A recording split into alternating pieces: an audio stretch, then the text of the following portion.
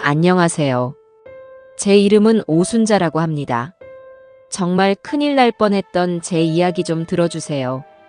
숨막히는 향냄새와 사람들의 낮은 웅성거림이 온몸을 감싸는 것 같았어요. 하얀 국화꽃에 둘러싸인 내 아들, 준영이의 영정사진은 뭐가 그리 좋은지 환하게 웃고만 있었습니다. 저렇게 웃는 얼굴을 마지막으로 본 게 언제였더라. 사업이 힘에 부치기 시작하면서부터 제 기억 속 아들의 얼굴은 늘 그늘져 있었지요. 그런데 이제야 모든 짐을 벗어던진 것처럼 웃고 있는 저 사진을 보니 심장이 갈기갈기 찢어지는 것만 같았습니다. 현실감이 느껴지지 않았어요. 며칠 전까지만 해도 제게 전화를 걸어 엄마, 이번 달 용돈은 좀 늦을 것 같아요. 죄송해요라며 멋쩍게 웃던 녀석이었습니다. 그런데 지금은 차가운 영정 사진 속에서나 저를 보고 웃고 있다니 도무지 믿을 수가 없었죠. 어머님, 기운 내세요. 준영 씨도 어머님이 이렇게 슬퍼하시는 거 원치 않을 거예요.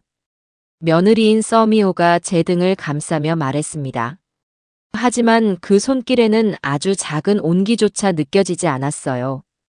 오히려 제 몸에 소름이 돋는 것 같아 저도 모르게 몸을 살짝 비틀었습니다. 미호는 제 그런 반응을 아는지 모르는지 다시 영정사진 앞으로 다가가 거의 실신할 듯이 관을 붙들고 오열하기 시작했어요. 여보, 왜 나만 두고 갔어? 우리 이제 행복할 일만 남았는데 이렇게 가면 나는 어떡하라고. 여보, 목소리는 또 어찌나 그리 애절한지 그 모습을 보는 조문객들은 다들 혀를 차며 아이고 저 양반 복도 많지. 저렇게 생각해주는 마누라가 있으니 가는 길은 외롭지 않겠네 하고 수군거렸습니다. 하지만 저는 알 수 있었어요. 저건 연기라는 것을요. 진짜 슬픔에 잠긴 사람의 울음은 저렇게 목청껏 소리를 내지 못합니다. 숨이 턱턱 막혀서 소리조차 나오지 않는 법이지요. 제가 바로 그랬으니까요. 아들의 비보를 처음 들었을 때 저는 비명 한 번 지르지 못하고 그 자리에서 정신을 잃었습니다. 그런데 미호는 조문객이 들어올 때마다 타이밍 좋게 울음을 터뜨렸고 목소리는 슬픔에 잠겼다기엔 너무나 또렷했어요. 상주님, 기운 차리셔야죠. 이럴 때일수록 마음을 굳게 먹으셔야 합니다. 준영이의 오랜 친구가 미호의 어깨를 두드리며 위로했지만 저는 보고야 말았습니다. 그 친구의 손길이 떨어지자마자 미호의 얼굴에서 거짓 눈물이 싹 가시는 것을요. 그녀는 아무도 보지 않는다고 생각했는지 잠시 인상을 찌푸리며 조문객들이 내민 부의금 봉투가 쌓인 곳을 힐끗 쳐다보기까지 했습니다. 저는 그 순간 제 아들의 죽음이 어딘가 이상하다는 생각을 떨칠 수가 없었어요. 하지만 경황이 없는 와중에 섣부른 판단을 할 수는 없는 노릇이었습니다. 그저 모든 것이 제 착각이기를, 제가 아들을 잃은 슬픔에 정신이 나가 며느리를 오해하는 것이기를 바랄 뿐이었죠. 밤이 깊어지고 조문객들의 발길이 뜸해졌습니다. 텅 빈 장례식장은 낮의 소란스러움이 거짓말이었던 것처럼 적막했어요. 저는 머리가 깨질 듯 아파와 잠시 바람이라도 쐬려고 복도로 나왔습니다. 차가운 벽에 등을 기대고 잠시 숨을 고르고 있는데 외투 주머니에 넣어둔 제 휴대폰이 짧게 진동했어요. 화면을 보니 발신자 표시 제한이라는 글자가 떠 있었습니다. 이 밤중에 장난 전화를 할 사람이 누가 있나 싶어 그냥 끊으려는데 이상하게 손가락이 움직이지 않았습니다. 뭔가에 홀린 듯 저는 통화 버튼을 눌렀어요. 여보세요? 수화기 너머에서는 아무 소리도 들리지 않았습니다. 역시 장난 전화인가 싶어 끊으려던 바로 그 순간 제 심장을 먹게 하는 목소리가 들려왔어요. 엄마. 저는 제 귀를 의심했습니다. 분명히, 아주 분명히 제 아들 준영이의 목소리였어요. 너무 놀라 숨조차 쉴 수 없었습니다. 이게 꿈인가 아니면 내가 슬픔에 미쳐 헛것을 듣는 건가. 제가 아무 말도 못하고 있자 수화기 너머의 목소리가 다시 한번, 이번에는 더욱 다급하게 외쳤습니다. 엄마, 관 속에 있는 거 나 아니야. 저는 그 자리에 얼어붙고 말았습니다. 손에 들고 있던 휴대폰을 떨어뜨릴 뻔한 것을 간신히 붙잡았어요. 뭐라고 대답을 해야 하는데 목구멍에서 아무 소리도 나오지 않았습니다. 제가 너무 놀라 숨도 못 쉬고 있자 아들이 다급하게 속삭였어요. 서미호가 꾸민 짓이야. 그 여자 보험금 때문에 나를 없애려 했어. 엄마, 절대 아는 척하면 안 돼. 엄마까지 위험해져. 그 뒷말에 저는 저도 모르게 제 입을 틀어막았습니다. 아들이 살아있다는 기쁨보다 이 모든 것이 며느리가 꾸민 짓이라는 사실에 온몸이 공포로 떨려왔어요. 정신을 차려야 했습니다. 지금 여기서 제가 무너지면 모든 것이 끝장이에요. 저는 간신히 목소리를 쥐어짜 내 아들에게 말했습니다. 어디니? 너 어디 있는 거야? 나중에 다시 전화할게요. 절대 티내면 안 돼요. 사랑해요, 엄마. 전화는 그렇게 끊어졌습니다. 저는 차가운 복도벽에 기댄 채 한참을 움직일 수가 없었어요. 온몸에 피가 빠져나가는 느낌이었습니다. 하지만 동시에 머릿속은 차갑게 식어갔습니다. 제 아들이 살아있어요. 그리고 제 아들의 영정사진 앞에서 거짓 눈물을 흘리고 있는 저 악마 같은 며느리가 제 아들을 해치려 했습니다. 이제 모든 것이 분명해졌어요. 조문객들 앞에서 보였던 미호의 그 부자연스러운 행동들, 슬픔이라곤 찾아볼 수 없었던 그 건조한 눈빛, 부의금 봉투를 쳐다보던 탐욕스러운 시선까지 모든 퍼즐 조각이 맞춰지는 기분이었습니다. 정신을 차리고 장례식장으로 돌아왔습니다. 미호는 지쳤다는 듯 의자에 앉아 눈을 감고 있었어요. 저는 아무렇지 않은 척 슬픔에 잠긴 시어머니를 연기하며 그녀의 옆에 앉았습니다. 이제부터는 전쟁이에요. 제 아들을 지키고 저 악마 같은 며느리의 가면을 벗겨내기 위한 싸움이 시작된 겁니다. 저는 슬픔에 잠긴 척 고개를 숙이고 조용히 주먹을 쥐었어요. 그 순간 눈을 감고 있던 미호가 실눈을 뜨고 저를 힐끗 살피는 것을 똑똑히 보았습니다. 마치 제 속을 꿰뚫어 보려는 듯한 섬뜩한 눈빛이었어요. 저는 애써 그 시선을 외면하며 속으로 다짐하고 또 다짐했습니다. 서미호, 내가 니년의 정체를 온 세상에 밝히고 내 아들 곁에서 끌어내고야 말겠다고. 지옥이 어떤 곳인지 똑똑히 보여주겠다고 말입니다. 밤새 한숨도 자지 못했습니다. 아들의 목소리가 귓가에 맴돌았고 며느리 서미호의 얼굴을 볼 때마다 속에서 천불이 치솟았어요. 하지만 저는 철저하게 제 감정을 숨겼습니다. 아들이 신신당부했으니까요. 제가 아는 척하는 순간 저와 아들 모두 위험해질 거라고. 그래서 저는 기력이 다한 늙은이처럼 슬픔에 잠긴 어머니처럼 행동했습니다. 미호는 그런 제 모습을 보며 안심하는 눈치였어요. 어쩌면 속으로는 저 늙은이가 빨리 죽어야 유산이라도 더 받을 텐데 하고 생각하고 있을지도 모를 일이죠. 다음 날 아침이 밝자마자 저는 자리에서 일어났습니다. 발인 시간이 얼마 남지 않았어요. 그 전에 아들을 만나야 했습니다. 저는 비틀거리는 척하며 미호에게 다가가 말했어요. 얘야, 내가 속이 너무 답답해서 그런다. 여기 있기 힘드니 잠깐 바람 좀 쐬고 오마. 미호는 귀찮다는 듯이 저를 힐끗 쳐다보더군요. 어머님, 곧 발인인데 어딜 가시려고요? 그냥 여기 계세요.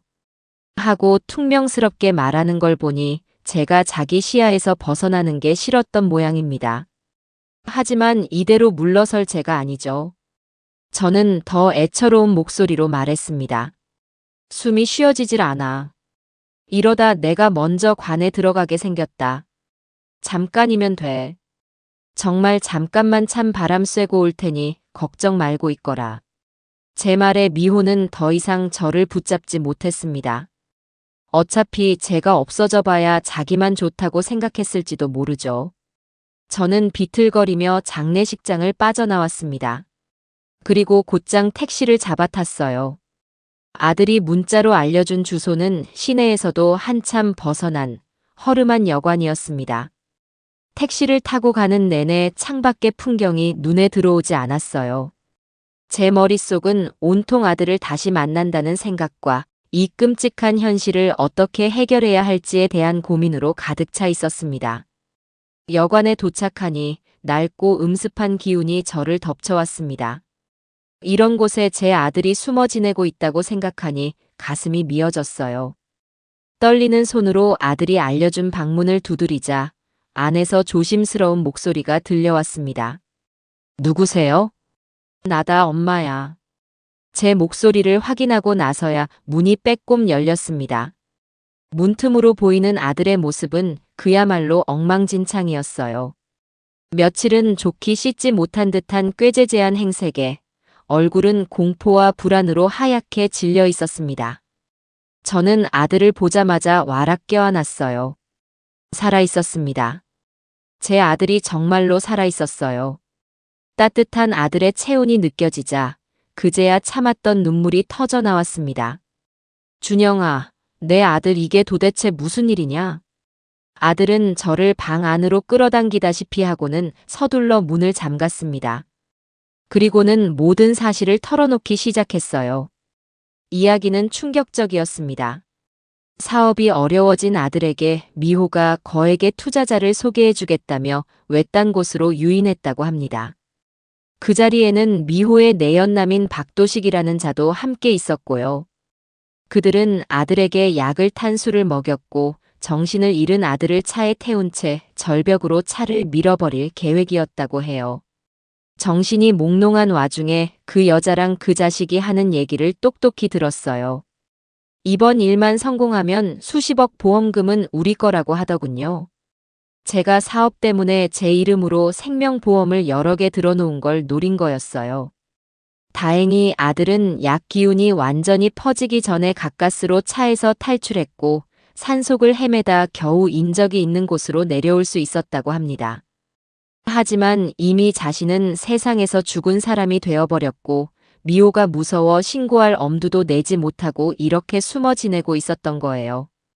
아들은 모든 이야기를 마치고 제 앞에서 엉엉 울었습니다. 자기가 못나서 어리석어서 이런 일을 당했다며 자책하는 아들을 보니 제 마음은 갈기갈기 찢기는 것 같았어요. 하지만 지금은 슬퍼하고만 있을 때가 아니었습니다. 저는 눈물을 닦고 아들의 두 손을 굳게 잡았어요. 그리고 단호한 목소리로 말했습니다. 울지 마라. 살아있으면 된 거야. 내가 어리석은 게 아니라 그년이 악독한 거다. 이제부터는 이 늙은 어미가 시키는 대로만 하거라. 저는 제 지갑에 있던 현금을 모두 꺼내 아들에게 쥐어주었습니다. 그리고 신신당부했어요. 절대로 이곳에서 나가지 말고 내가 연락하기 전까지는 죽은 사람처럼 숨어만 있으라고요. 아들은 고개를 끄덕이며 제 손을 놓지 못했습니다. 그런 아들을 뒤로 하고 여관방을 나오는데 제 마음속에서는 뜨거운 분노와 함께 차가운 결심이 솟아오르고 있었습니다. 저는 더 이상 아들을 잃은 슬픔에 잠긴 어머니가 아니에요. 제 손으로 직접 저 악마 같은 며느리를 심판대에 세우기로 결심한 복수의 화신이었습니다.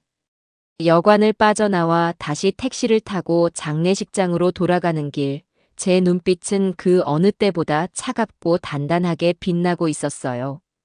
발인을 마치고 관 속에 든 이름 모를 희생자를 아들의 이름으로 땅에 묻었습니다. 흙을 파고 관을 내리는 모든 과정이 마치 한편의 끔찍한 연극처럼 느껴졌어요. 서미호는 마지막까지 혼절할 듯이 울부짖으며 사람들의 동정심을 샀습니다. 저는 그저 묵묵히 서서 모든 것을 지켜볼 뿐이었죠. 이제 제게 남은 일은 저 가증스러운 연극의 막을 제 손으로 직접 내리는 것뿐이었습니다. 장례 절차가 모두 끝나고 텅 빈 아들 내외의 집으로 돌아왔습니다. 미호는 피곤하다는 핑계로 소파에 드러누워 저를 본체만 채 했어요. 이제 볼 일은 다 끝났으니 늙은 시어머니는 알아서 사라져 달라는 무언의 압박이었죠. 하지만 제가 어떤 사람인가요? 이대로 물러날 생각은 추호도 없었습니다. 저는 미호의 앞에 다가가 일부러 가장 힘없고 애처로운 목소리로 말문을 열었어요. 얘야, 나 이제 어떡하면 좋으냐? 이 나이에 이제 의지할 사람 하나 없이 혼자 어떻게 살아갈지 눈앞이 캄캄하다. 미호는 눈도 뜨지 않은 채 건성으로 대답했습니다. 어머님이야 연금도 나오시고 모아두신 돈도 좀 있으시잖아요. 어떻게든 되겠죠. 그 말투에는 일말의 동정심이나 걱정조차 담겨 있지 않았어요. 저는 속으로 이가 갈렸지만 꾹 참고 다음 말을 이었습니다. 아니다. 나는 이제 혼자서는 무서워서 못 살아. 준영이 손때라도 묻은 이 집에서 내 곁에서 살다가 죽는 게 내 마지막 소원이다. 제발 나를 거둬다오. 제 말에 미호는 소파에서 벌떡 몸을 일으켰습니다. 그녀의 얼굴에는 지금 제정신인가 하는 표정이 역력했어요. 어머님, 무슨 말씀이세요? 저도 제 앞가림하기 바쁜 사람이에요. 어머님까지 모실 형편은 안 돼요. 하고 단칼에 거절하더군요. 하지만 저는 이미 그녀가 거절하지 못할 카드를 쥐고 있었습니다. 내게 짐이 되지는 않을 게다. 그냥 방 한 칸만 내어주면 내가 가진 것들은 모두 정리해서 너에게 넘겨주마. 그리고 준영이 유산 정리하려면 내 인감도장도 필요할 것 아니냐. 인감도장이라는 말에 미호의 눈이 순간적으로 반짝이는 것을 저는 놓치지 않았습니다. 그녀는 잠시 무언가를 계산하는 듯 하더니 언제 그랬냐는 듯 슬픈 표정을 지으며 제 손을 잡았어요. 어머님, 제가 생각이 짧았어요. 얼마나 마음이 힘드시면 그러시겠어요. 당연히 함께 지내셔야죠. 여기가 어머님 집이기도 한데요. 제가 죽는 날까지 잘 모실게요. 그렇게 저는 제 발로 호랑이 굴, 아니 여우굴로 들어왔습니다. 그날부터 저의 이중 생활이 시작되었어요. 낮에는 귀가 잘 안 들리는 척, 자꾸 깜빡깜빡 잊어버리는 척하며 미호의 경계심을 풀었습니다. 얘야, 화장실이 어디였더라? 내가 안경을 어디다 뒀는지 통 기억이 안 나네. 하며 허술한 모습을 보일수록 미호는 저를 귀찮지만 해는 되지 않는 늙은이로 취급하며 방심하기 시작했어요. 저는 그 틈을 타 집안 곳곳을 샅샅이 살피기 시작했습니다. 제 아들이 남긴 흔적이라도 찾는 척, 집안을 정리하는 척하며 미호의 물건들을 뒤졌어요. 그러던 어느 날 저는 아들의 서재 가장 깊숙한 곳, 낡은 책들 사이에 숨겨져 있던 작은 상자를 발견했습니다. 그리고 그 안에는 낯선 디자인의 휴대폰이 하나 들어 있었어요. 누가 봐도 정상적인 방법으로 개통한 전화기는 아니었습니다. 대포폰이라는 것을 직감할 수 있었죠. 저는 심장이 쿵쾅거리는 것을 느끼며 전원을 켜보았습니다. 다행히 배터리는 남아 있었어요. 하지만 화면이 켜지자마자 저를 가로막은 것은 비밀번호 입력창이었습니다. 저는 혹시나 하는 마음에 아들의 생일, 미호의 생일, 결혼기념일 등 생각나는 모든 숫자를 눌러보았지만 전화기는 열리지 않았어요. 함부로 계속 시도하다가는 전화기가 영영 잠겨버릴 수도 있다는 생각에 저는 일단 그 전화기를 제 옷 깊숙한 곳에 숨겼습니다. 이것이 바로 써미호와 그 내연남을 지옥으로 보낼 판도라의 상자라는 것을 저는 확신하고 있었어요. 밤이 깊어 잠든 미호의 숨소리를 들으며 저는 제 방에서 몰래 그 차가운 대포폰을 만지작거렸습니다. 이제 이 상자를 열어줄 사람을 찾아야 했어요. 다음 날 아침, 저는 미호에게 준영이 49제 때 쓸 음식들 좀 미리 알아보러 시장에 다녀와야겠다고 둘러댔습니다. 아들 핑계를 대니 미호도 더 이상 막지는 못하더군요. 저는 서둘러 집을 나와 곧장 제가 평생을 장사하며 지내온 남문시장으로 향했습니다. 그곳에는 제 인생의 절반을 함께한 제게는 친자매나 다름없는 친구 박영희가 있었으니까요. 오랜만에 찾은 시장은 여전히 활기가 넘쳤습니다. 시끄러운 소음과 비릿한 생선 냄새, 구수한 떡 냄새가 뒤섞인 공기를 들이마시니 그제야 제가 살아있다는 것이 실감이 났어요. 저는 곧장 시장 안쪽에서 작은 국밥집을 하는 영희의 가게로 향했습니다. 영희는 저를 보자마자 버선발로 뛰어나와 제 손을 잡고 눈물을 글썽였어요. 순자야, 이게 얼마만이냐? 그동안 얼마나 고생이 많았어. 아들 일은 정말 내가 뭐라고 위로를 해야 할지 모르겠다. 영희는 저를 가게 구석진 자리로 이끌고는 뜨끈한 국밥을 한 그릇 말아주었습니다. 저는 국밥을 앞에 두고 아무 말 없이 눈물만 뚝뚝 흘렸어요. 영희는 그런 저를 가만히 기다려 주었습니다. 한참을 울고 나서야 저는 결심한 듯 입을 열었습니다. 그리고 영희에게 장례식장에서 있었던 아들의 전화부터 지금까지의 모든 이야기를 털어놓았어요. 제 이야기가 진행될수록 영희의 표정은 위로와 동정에서 차가운 분노로 바뀌어 갔습니다. 내가 그 써미호라는 애 처음부터 싹수가 노랗다고 생각했어. 우리 준영이가 아깝다고 몇 번을 말했는지 몰라. 그런데 그런 끔찍한 짓을 저질러. 사람도 아니지, 그건. 영희는 제 일처럼 분개하며 주먹으로 식탁을 내리쳤습니다. 저는 그런 친구의 모습에 다시 한번 울컥했지만 지금은 감상에 젖어 있을 때가 아니었어요. 저는 품속에 숨겨두었던 대포폰을 꺼내 영희에게 보여주었습니다. 영희야, 나 좀 도와줘. 이 안에 그년이랑 그놈이 저지른 짓의 증거가 다 들어있을 거야. 그런데 비밀번호 때문에 열 수가 없어. 너는 발이 넓으니 혹시 이런 거 해결해 줄 사람을 알지 않을까 해서. 제 말에 영희는 눈을 빛내며 대포폰을 받아들었습니다. 그리고는 잠시 고민하더니 무릎을 탁 치며 말했어요.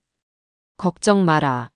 내 조카 녀석이 용산 전자상가에서 귀신이라고 불리는 놈이거든. 내가 그놈한테 부탁하면 하루 만에라도 열어줄 수 있을 게다. 영희의 자신감 넘치는 말에 저는 어둠 속에서 한 줄기 빛을 본 것만 같았어요. 영희는 그것으로 그치지 않았습니다. 그녀는 어디론가 전화를 몇 통 돌리더니 잠시 후 제게 놀라운 정보를 물어다 주었어요. 그녀의 사돈의 팔촌이 보험회사에서 일하는데 그를 통해 알아본 바 제 아들 준영이 이름으로 가입된 생명보험이 무려 5개나 되고 수령인을 모두 써미호로 해놓았다는 겁니다. 그리고 그 보험금 총액은 상상도 할 수 없는 거액이었어요. 순자야, 이건 보통 일이 아니다. 그년이 아주 작정하고 우리 준영이한테 접근한 게 틀림없어. 모든 정황이 써미호가 범인이라는 것을 가리키고 있었습니다.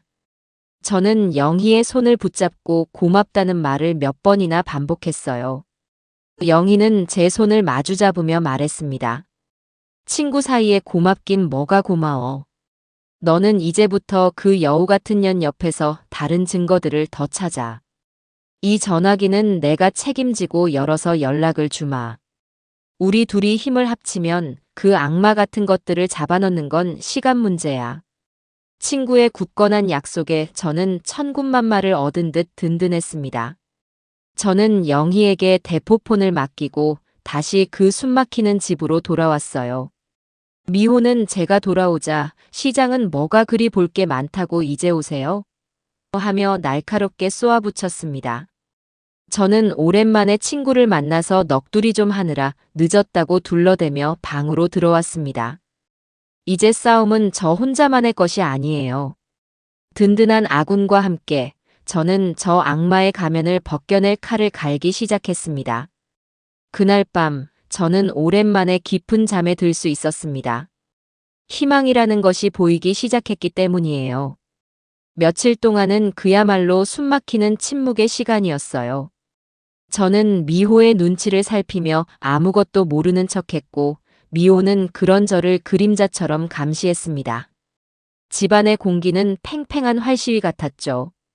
그러던 어느 날 오후 드디어 박 여사에게서 전화가 걸려왔습니다. 저는 일부러 텃밭에 물을 주는 척하며 밖으로 나와 조심스럽게 전화를 받았어요. 순자야, 나다. 해냈다. 내 조카 녀석이 밤을 새워서 열었어. 박 여사의 흥분된 목소리에 제 심장이 발소리처럼 크게 울리기 시작했습니다. 그래서 그 안에 뭐가 있더냐? 제 목소리가 저도 모르게 떨려 나왔어요. 박 여사는 잠시 숨을 고르더니 낮고 빠른 목소리로 말하기 시작했습니다. 말도 마라. 아주 가관이야. 그 서미호라는 년이랑 박도식이라는 놈이 주고받은 메시지가 수백 개야.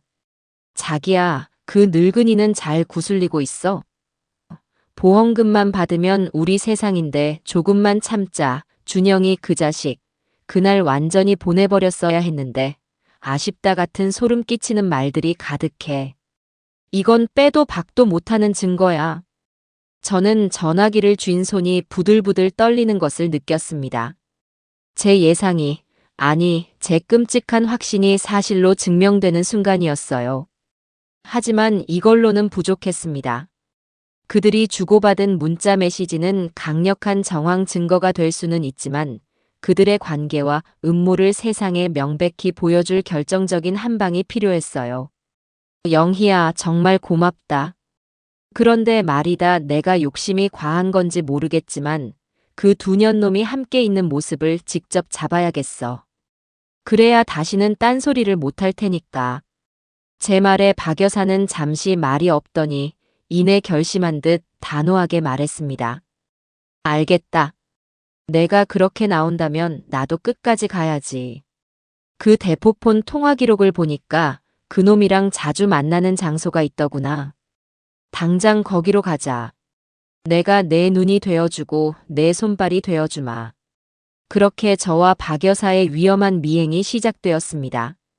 박 여사는 시장에서 가장 눈에 띄지 않는 낡은 트럭을 빌려왔고 우리는 그들이 자주 만난다는 시 외곽의 한적한 카페 근처에 차를 세우고 잠복했어요. 저는 일부러 더 허름하고 늙어 보이게 허리를 구부리고 낡은 스카프로 얼굴을 반쯤 가렸습니다. 누가 봐도 아들 잃은 슬픔에 정신을 놓은 늙은이처럼 보였을 거예요. 2시간이 지났을까 드디어 저 멀리서 익숙한 차 한 대가 카페 주차장으로 들어서는 것이 보였습니다. 바로 미호의 차였어요. 그리고 잠시 후 운전석에서 내린 미호는 조수석 문을 열었고 그 안에서는 건장한 체격의 남자가 내렸습니다. 박도식이 틀림없었어요. 그들은 주위를 한번 쓱 둘러보더니 마치 연인처럼 다정하게 팔짱을 끼고 카페 안으로 들어갔습니다. 순자야, 정신 똑바로 차려라. 지금부터가 진짜 시작이야. 박 여사는 결연한 표정으로 제게 말하고는 미리 준비해온 카메라 기능이 좋은 최신 휴대폰을 확인했습니다. 우리는 트럭에서 내려 최대한 자연스럽게 카페 쪽으로 걸어갔어요. 그리고 창가 가장 구석진 자리에 앉아 희희낙낙거리고 있는 그들을 발견했습니다. 다행히 카페 안은 한산했고 그들은 우리를 전혀 의식하지 못했어요. 저와 박 여사는 그들 바로 뒤편 책장으로 가려진 자리에 앉았습니다. 그리고 그들의 대화에 조용히 귀를 기울였죠. 그들이 나누는 대화는 제 피를 거꾸로 솟게 하기에 충분했습니다. 자기야, 이제 정말 우리 세상이야. 보험금만 나오면 이 지긋지긋한 나라도 뜨고 우리 둘이서 평생 먹고 살 수 있어. 박도식이 미호의 손을 잡으며 말하자 미호는 아주 교태 섞인 목소리로 웃으며 대답했어요.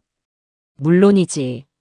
그런데 그 늙은이가 눈치가 좀 빠른 것 같아서 신경 쓰여. 빨리 유산 상속 서류에 도장만 받고 어디 요양원이라도 보내버려야지.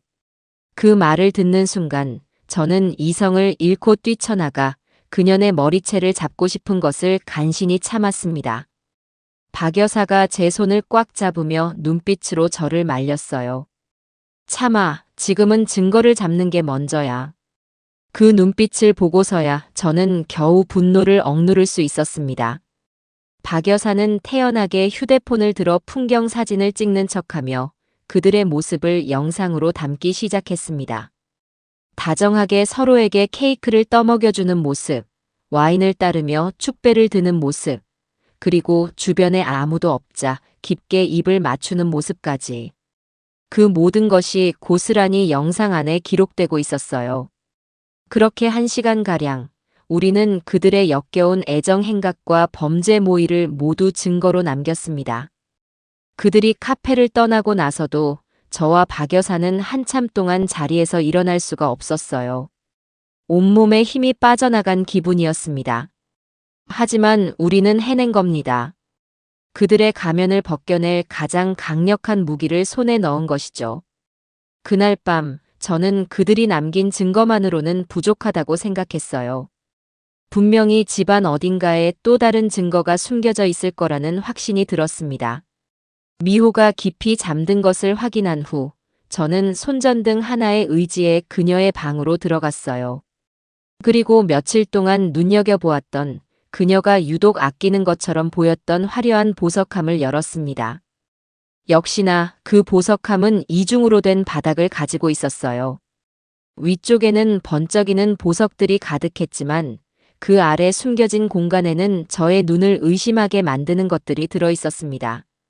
수십 개의 5만 원권 현금 다발과 함께 유언장이라고 적힌 서류 봉투가 들어 있었어요.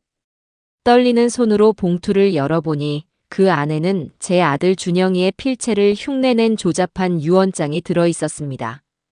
나의 모든 재산을 사랑하는 아내 써미호에게 상속한다는 내용과 함께 아들의 도장이 찍혀 있었어요. 미호가 아들 몰래 도장을 파서 위조한 것이 틀림없었습니다. 저는 그 위조 유언장과 현금 다발을 제 휴대폰으로 여러 각도에서 찍어두었습니다. 이제 증거는 차고 넘쳤어요. 저는 조용히 보석함을 닫고 제 방으로 돌아왔습니다. 어둠 속에서 제 눈은 복수심으로 차갑게 불타고 있었어요. 써미호, 내년의 마지막이 얼마 남지 않았다. 며느리와 내연남의 부정한 관계, 그리고 위조 유언장까지. 증거는 충분했지만 제 마음속에는 여전히 풀리지 않는 가장 큰 의문이 남아 있었습니다. 그렇다면 내 아들 대신 관 속에 누워있던 그 남자는 대체 누구인가? 이 의문을 풀지 않고서는 이 사건을 완전히 끝낼 수 없다고 생각했어요. 그 이름 모를 희생자에 대한 죄책감 때문이기도 했습니다. 저는 다시 한번 아들 준영이를 몰래 만나야 했습니다. 박 여사의 도움을 받아 이번에는 좀 더 안전한 장소인 박 여사네 가게의 작은 쪽방에서 아들을 만날 수 있었어요. 며칠 만에 다시 만난 아들은 여전히 불안에 떨고 있었지만 제가 그동안 모은 증거들을 보여주자 조금은 안정을 되찾는 듯 했습니다. 준영아, 이제 거의 다 왔다. 하지만 마지막으로 풀어야 할 숙제가 있어. 혹시 그날 내가 사고를 당할 뻔했던 그 현장에서 뭔가 이상한 점은 없었니? 뭐라도 좋으니 아주 작은 것이라도 기억나는 게 있다면 말해다오. 제 말에 아들은 한참 동안 괴로운 듯 머리를 감싸 쥐고 있었습니다. 그날의 끔찍한 기억을 다시 떠올리는 것이 무척이나 힘든 모양이었어요. 저는 아들을 재촉하지 않고 조용히 기다려 주었습니다. 한참의 침묵 끝에 아들이 무언가 생각난 듯 번쩍 고개를 들었어요. 있었어요. 제가 그 자식들이랑 몸싸움을 하다가 도망칠 때 써미호가 들고 있던 가방에서 뭔가가 떨어졌어요. 정신이 없는 와중에도 저도 모르게 그걸 주워서 주머니에 넣고 뛰었어요. 아들은 떨리는 손으로 잠바 안주머니에서 작고 낡은 수첩 하나를 꺼냈습니다.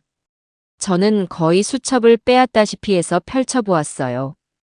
그 안에는 날짜와 함께 여러 사람의 이름, 그리고 금액으로 보이는 숫자들과 알 수 없는 약어들이 빼곡하게 적혀 있었습니다. 마치 채무 관계를 정리해 놓은 장부처럼 보였죠. 이게 뭐지? 내가 아는 이름이라도 있니? 아들은 고개를 저었습니다. 아니요. 저도 처음 보는 이름들이에요. 그런데 유독 한 이름 옆에만 빨간색으로 별 표시가 되어 있고 마지막 경고라고 적혀 있었어요. 그 이름은 한정수였어요. 한정수. 저는 그 이름을 머릿속에 깊이 새겼습니다. 이 사람이 바로 관 속에 있던 그 남자일 가능성이 높았어요. 이제 이 한정수라는 사람이 누구인지만 알아내면 써미호의 모든 범죄 행각을 증명할 마지막 퍼즐 조각이 맞춰지는 겁니다. 하지만 대체 이 사람을 어디서부터 찾아야 할지 막막했어요. 경찰에 의뢰할 수도 없는 노릇이었으니까요. 그때 제 옆에서 수첩을 함께 들여다보던 박 여사가 갑자기 하는 짧은 소리를 냈습니다. 저와 아들의 시선이 동시에 박 여사에게로 향했어요. 영희야, 왜 그러냐? 혹시 아는 이름이라도 있는 거야? 박 여사는 미간을 찌푸린 채 수첩의 한 페이지를 손가락으로 가리켰습니다. 이 이름 한정수는 모르겠어. 그런데 여기 이 이름 황 사장이라고 적힌 사람은 내가 알아. 몇 년 전에 우리 시장에서 건어물 가게를 하다가 어떤 여자한테 사기를 당해서 가게 말아먹고 야반도주했던 사람이야. 그때 그 사기친 여자가 써미호라는 소문이 파다했었지. 박 여사의 말에 저와 아들은 소름이 돋는 것을 느꼈습니다. 써미호의 악행은 제 아들에게만 국한된 것이 아니었던 겁니다. 그렇다면 이 수첩에 적힌 사람들은 모두 써미호에게 금전적으로 엮여 피해를 본 사람들이라는 추측이 가능했어요. 그리고 한정수라는 사람은 그 중에서도 가족과도 오래전에 연이 끊겨 외롭게 지내는 처지라 써미호에게 가장 끈질기게 빚 독촉을 하거나 혹은 그녀의 약점을 잡고 협박을 하던 인물이었을 겁니다. 알 것 같아요. 써미호는 원래 저를 없애려 했겠죠. 그런데 제가 도망치자 계획이 틀어졌고 당장 보험금을 타내기 위해서는 제 시신이 필요했을 거예요. 그래서 자신을 가장 귀찮게 하던 한정수라는 사람을 대신 유인해서 아들은 차마 뒷말을 잇지 못하고 입술을 깨물었습니다. 써미호는 자신의 계획이 실패하자 그를 대신할 희생양으로 한정수라는 남자를 선택한 것이 틀림없었어요. 자신을 협박하던 눈의 가시를 제거하는 동시에 거액의 보험금까지 손에 넣으려는 일석이조의 끔찍한 계획이었던 겁니다. 이제 모든 것이 명확해졌습니다. 저는 더 이상 망설일 필요가 없었어요. 그날 밤 저는 동네 문방구에서 편지지와 봉투를 샀습니다. 그리고 일부러 왼손을 사용해 삐뚤빼뚤한 글씨로 짧은 편지를 썼어요. 김준영 씨의 죽음에는 다른 진실이 숨어 있습니다. 관 속에 있던 시신이 정말 김준영 씨가 맞는지 신원을 다시 한번 확인해 주십시오. 저는 그 편지를 아무것도 적지 않은 봉투에 넣어 다음 날 새벽 사람이 없는 틈을 타 경찰서 정문에 있는 민원 우체통에 몰래 넣고 돌아왔습니다. 이것이 바로 써미호를 압박하고 이 사건을 세상 밖으로 끌어낼 저의 첫 번째 포석이었습니다. 이제 주사위는 던져졌어요. 저는 집으로 돌아와 태연하게 아침밥을 차리는 미호의 뒷모습을 보며 조용히 그녀의 심판의 날을 기다리기 시작했습니다. 제가 익명의 편지를 보내고 며칠이 지나지 않아 집으로 형사 2명이 찾아왔습니다. 저는 마당에서 채소를 다듬는 척하며 그들이 초인종을 누르는 순간부터 모든 상황을 지켜보고 있었어요. 미호는 갑작스러운 경찰의 방문에 잠시 당황하는 듯 했지만 이내 특유의 연기력을 발휘하며 비련의 여주인공으로 돌변했습니다. 어머, 경찰에서는 무슨 일로 혹시 우리 남편 사건에 대해 뭔가 알아내신 거라도 있나요? 눈가에 눈물이 그렁그렁 맺힌 채 말하는 그녀의 모습은 누가 봐도 남편을 잃은 슬픔에 잠긴 아내의 모습이었죠. 형사들은 그런 미호를 잠시 복잡한 표정으로 바라보더니 조심스럽게 입을 열었습니다. 사실은 김준영 씨 시신에 대해 재확인할 부분이 있어서 나왔습니다. 국과수의 정밀 검사를 다시 의뢰해야 할 것 같습니다. 형사의 말에 미호는 마치 하늘이 무너지는 듯한 표정을 지으며 비명을 질렀어요. 재확인이라니요. 그게 무슨 말씀이세요? 이미 장례까지 다 치른 제 남편을 또다시 건드리겠다는 건가요? 이건 유족에 대한 2번의 상처예요. 그녀는 금방이라도 쓰러질 것처럼 휘청거리며 소파에 주저앉았습니다. 하지만 저는 똑똑히 보았어요. 그녀의 눈동자가 아주 미세하게 공포로 흔들리고 있다는 것을요. 결국 경찰은 유족의 동의 없이도 재수사를 진행할 수 있다는 입장을 밝혔고 며칠 후 뉴스에서는 충격적인 소식이 보도되었습니다. 국립과학수사연구원의 정밀 부검 결과 장례를 치른 시신의 DNA가 김준영 씨의 것과 일치하지 않는다는 공식 발표가 나온 겁니다. 세상이 발칵 뒤집혔어요. 재벌가 시신 바꿔치기 사건 같은 자극적인 제목의 기사들이 인터넷을 도배하기 시작했습니다. 상황이 이렇게 되자 미호는 더욱더 교묘하게 피해자 코스프레를 하기 시작했습니다. 그녀는 기자들 앞에서 눈물을 쏟아내며 누군가 아기를 품고 제 남편의 시신을 훔쳐간 것이 틀림없어요. 제 남편을 돌려주세요. 경찰은 지금 당장 진짜 범인을 찾아내란 말이에요. 라며 열변을 토했습니다. 그녀의 완벽한 연기에 세상의 동정 여론은 모두 그녀에게로 쏠리는 듯했어요. 심지어 남편을 잃고 시신까지 도둑맞은 비운의 아내를 돕자는 후원 모금까지 생겨날 정도였으니까요. 저는 그 모든 상황을 집안에서 묵묵히 지켜보았습니다. 미호가 TV에 나와 눈물을 흘릴 때마다 저는 속으로 냉소를 흘렸죠. 어디 마음껏 떠들어 보거라. 내가 높이 올라가면 올라갈수록 떨어질 때 더 아플 테니.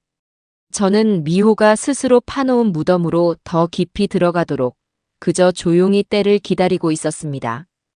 그러던 어느 날 저녁 미호는 또다시 기자들과의 인터뷰를 마치고 잔뜩 지친 얼굴로 집에 돌아왔습니다. 그녀는 신경질적으로 하이힐을 벗어 던지며 제게 쏘아붙였어요. 어머님은 뭐가 그렇게 태평하세요? 아들 시신이 없어졌다는데 슬프지도 않으세요? 저는 그 말에 아무 대답도 하지 않았습니다. 대신 거실 테이블 위에 무심하게 놓여있던 앨범을 뒤적이는 척했어요. 그리고는 박 여사가 찍어준 카페에서 미호와 박도식이 입을 맞추고 있는 사진을 꺼내 들었습니다. 저는 일부러 잘 보이지 않는 척 눈을 찡그리며 사진을 미호가 들으라는 듯이 큰 소리로 혼잣말을 했습니다. 어이구, 늙어서 눈이 침침하니 사람이 잘 안 보이네. 이 총각은 어디서 많이 본 얼굴인데 가만히 있자. 우리 준영이 친구였나? 우리 아들 장례식 때 왔던 것 같기도 하고. 제 말이 끝나자마자 집안의 공기가 순간적으로 얼어붙었습니다. 방금 전까지 제게 악을 쓰던 미호의 얼굴이 새하얗게 질려가는 것이 똑똑히 보였어요. 그녀는 귀신이라도 본 사람처럼 굳어서 제 손에 들린 사진에서 눈을 떼지 못했습니다. 그녀의 동공이 공포와 당혹감으로 격렬하게 흔들렸어요. 저는 그런 미호의 반응을 속으로 즐기며 천천히 자리에서 일어났습니다. 그리고는 사진을 다시 앨범에 끼워 넣으며 나지막이 말했죠. 나이가 드니 기억이 오락가락해서 큰일이야. 헛것을 다 보고. 그리곤 아무 일도 없었다는 듯 제 방으로 천천히 걸어 들어갔습니다. 등 뒤에서 저를 죽일 듯이 쳐다보는 미호의 시선이 따갑게 느껴졌지만 제 입가에는 희미한 미소가 걸려 있었어요. 서미호, 이제 너는 내가 그저 정신 나간 늙은이가 아니라는 것을 깨달았을 것이다. 공포는 이제부터 시작이야. 제가 던진 미끼를 서미호는 제대로 물었습니다. 그날 이후 저를 대하는 미호의 태도가 완전히 달라졌어요. 이전까지는 저를 귀찮아하면서도 무시하는 태도로 일관했다면 이제는 저의 일거수일투족을 감시하며 날카로운 경계심을 드러냈습니다. 제가 누구와 통화를 하는지, 어딜 나가는지, 심지어는 혼자 있을 때 무슨 생각을 하는지까지 알아내려는 듯 집요한 시선으로 저를 쫓았어요.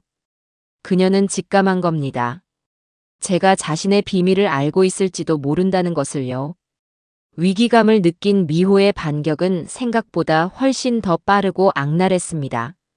그녀는 저를 이 사회에서 완전히 고립시키고 제 입을 영원히 막아버릴 계획을 세우기 시작했어요. 바로 저를 치매에 걸린 정신 나간 노인으로 만드는 것이었습니다. 어느 날부터인가 미호는 집에 외부 손님들을 끌어들이기 시작했습니다. 주로 동네 부녀회 사람들이나 준영이의 회사 동료들이었죠. 그리고는 그들 앞에서 보란듯이 제게 이상한 행동을 하기 시작했어요. 어머님, 지갑은 왜 냉장고에 넣어두셨어요? 어머님, 또 제 이름을 못 알아보시는 거예요? 저 미호잖아요, 며느리요. 하며 저를 이상한 사람으로 몰아갔습니다. 심지어는 제가 먹는 약에 몰래 수면제를 소량 섞어 제가 사람들 앞에서 꾸벅꾸벅 졸거나 횡설수설하게 만들기도 했어요. 하지만 저는 이미 그녀가 무슨 짓을 할지 예상하고 있었습니다. 저는 그녀의 계략에 순순히 넘어가는 척 정신이 오락가락하는 노인 연기를 계속했어요. 그리고 그 모든 상황을 박 여사가 몰래 구해준 초소형 녹음기를 이용해 기록하고 있었습니다. 미호가 제게 어머님, 정신 좀 차리세요. 하고 소리치는 장면, 그리고 손님들에게 돌아서서는 우리 어머님이 아들 잃은 충격으로 그만. 제가 너무 힘드네요 하며 눈물 찢는 그 모든 가증스러운 연극을 말이죠. 며칠 후 미호는 드디어 본색을 드러냈습니다. 그녀는 제게 어머님 건강검진 받으러 병원 가셔야죠 라며 저를 어디론가 데려갔어요. 그곳은 일반적인 병원이 아니라 외부와 단절된 한적한 곳에 위치한 요양병원이었습니다. 그리고 우리를 맞이한 의사는 누가 봐도 미호와 미리 짜고 치는 연극을 하는 것처럼 보였어요. 그는 제게 몇 가지 형식적인 질문을 던지더니 곧바로 미호에게 심각한 표정으로 말했습니다. 사모님, 어머님 상태가 생각보다 심각합니다. 중증 치매 초기 증상으로 보입니다. 이대로 두면 자신뿐만 아니라 주변 사람들에게도 위험할 수 있어요. 당장 입원 치료가 필요합니다. 그 말을 듣는 미호는 기다렸다는 듯이 눈물을 글썽이며 제 손을 잡았어요. 어머님 들으셨죠? 다 어머님을 위한 거예요. 여기서 편안하게 치료받으시면 금방 좋아지실 수 있어요. 그녀의 말에 맞춰 어디선가 덩치 좋은 남자 간호사 2명이 나타나 제 양팔을 붙잡으려 했습니다. 이제 모든 것이 끝났다고 생각하는 미호의 얼굴에는 숨길 수 없는 승리감과 안도감이 떠올라 있었어요. 하지만 그 순간이 바로 제가 기다려온 순간이었습니다. 저는 제 팔을 잡으려는 남자들의 손을 매섭게 뿌리쳤습니다. 그리고 조금 전까지 힘없고 정신없어 보이던 모습은 온데간데 없이 차갑고 또렷한 목소리로 그들을 향해 말했어요.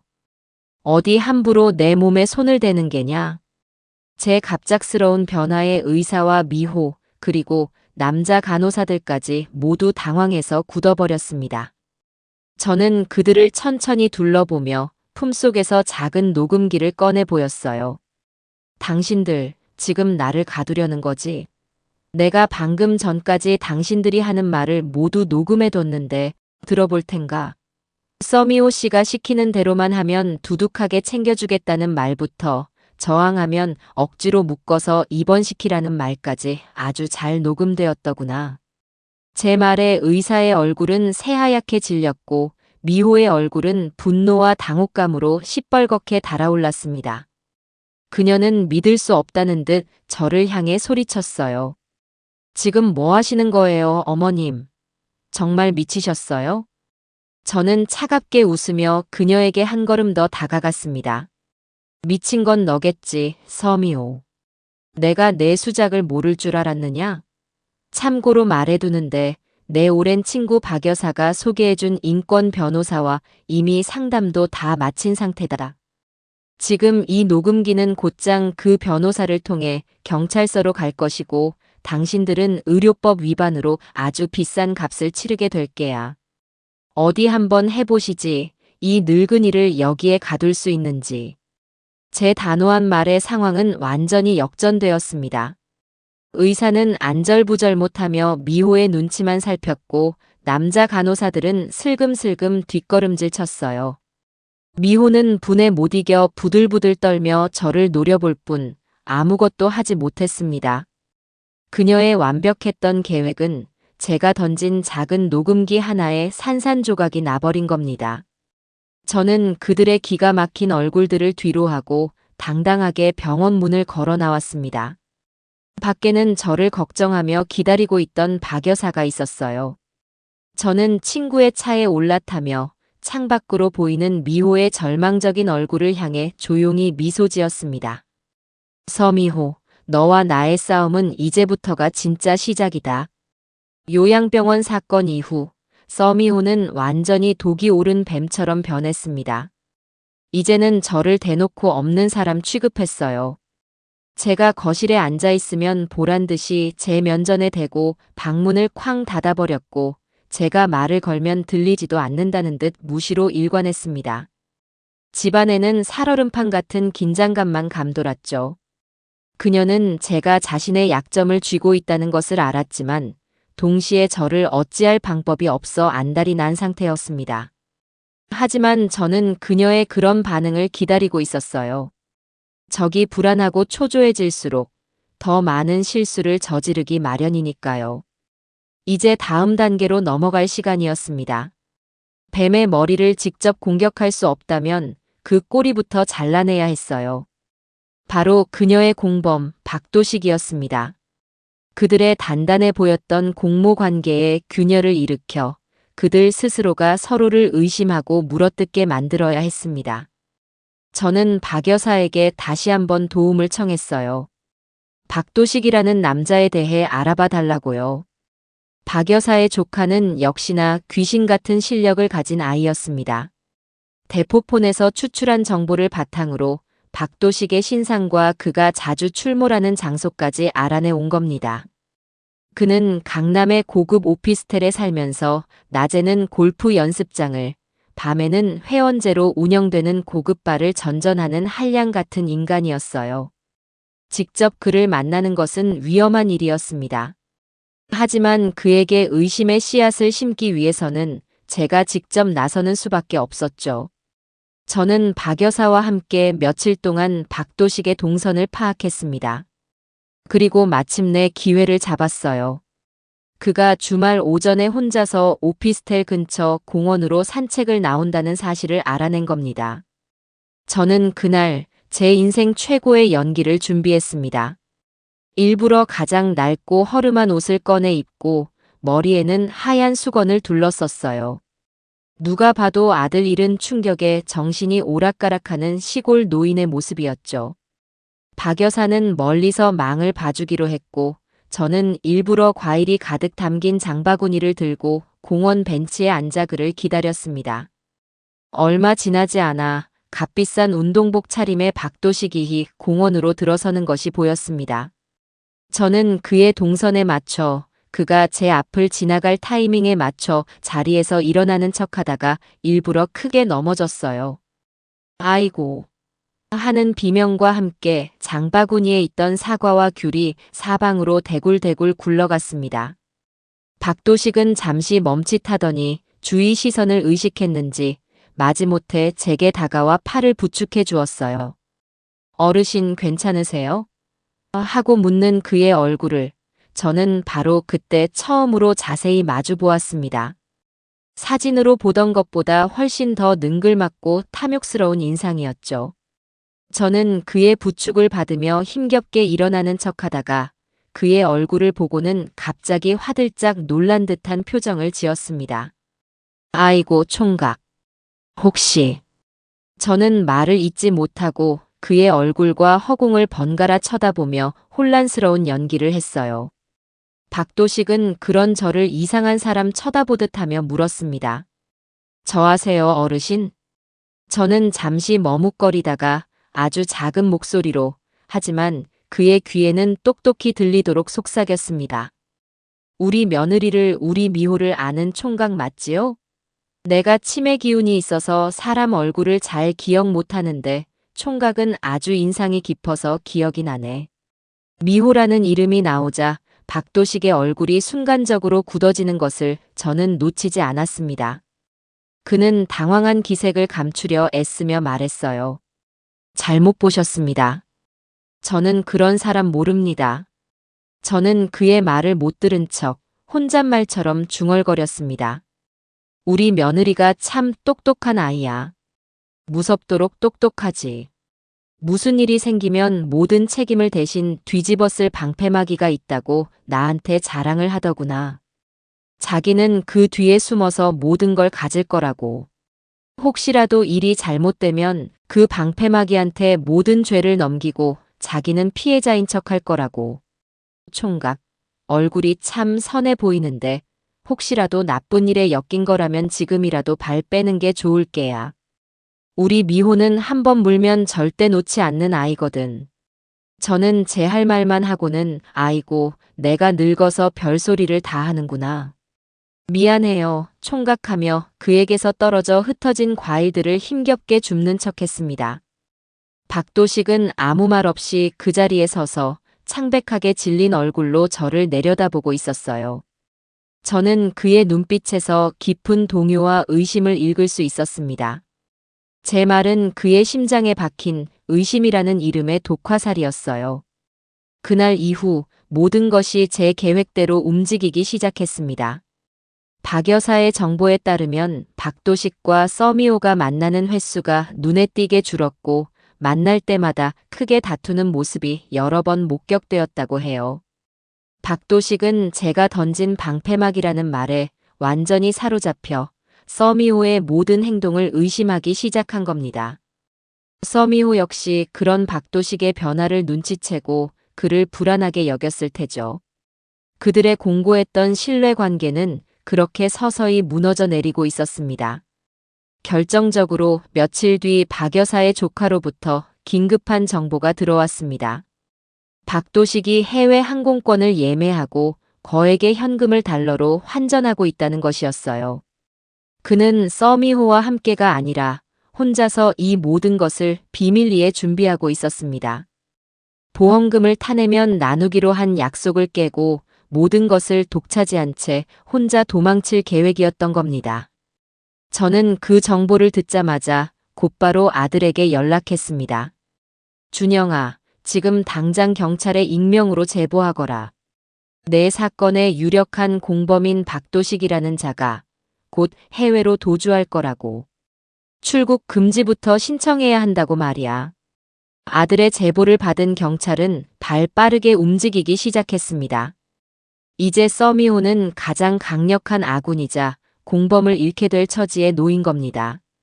저는 캄캄한 방 안에 앉아 서서히 조여오는 거미줄을 느끼고 있을 그들을 상상하며 차갑게 미소 지었습니다. 박도식의 발이 묶였다는 소식은 박 여사를 통해 금방 들을 수 있었습니다. 출국 금지 조치가 내려졌고 경찰의 감시망이 그를 24시간 옥죄고 있다는 이야기였죠. 그 소식을 들은 서미호는 며칠 동안 방에서 나오지도 않고 무언가 골똘히 생각에 잠겨 있었습니다. 아마도 혼자 남겨졌다는 공포와 믿었던 공범에게 배신당했다는 분노로 이성을 잃기 직전이었을 겁니다. 그리고 그런 궁지에 몰린 쥐는 종종 상상도 못할 짓을 저지르곤 하죠. 저는 그녀가 무언가 다른 행동을 취하기 전에 이 사건의 마침표를 찍을 결정적인 물적 증거를 찾아야 했습니다. 그동안의 정황 증거와 녹취, 사진만으로는 부족했어요. 그들의 끔찍한 음모를 명백하게 증명할, 그들 스스로도 부정할 수 없는 무언가가 필요했습니다. 그 증거가 어디에 있을까? 저는 밤낮으로 고민했습니다. 그러다 문득 요양병원 사건 이후 미호에게 생긴 이상한 버릇 하나가 떠올랐어요. 그녀는 하루에도 몇 번씩 뒷마당에 있는 낡은 김치독들을 확인하곤 했습니다.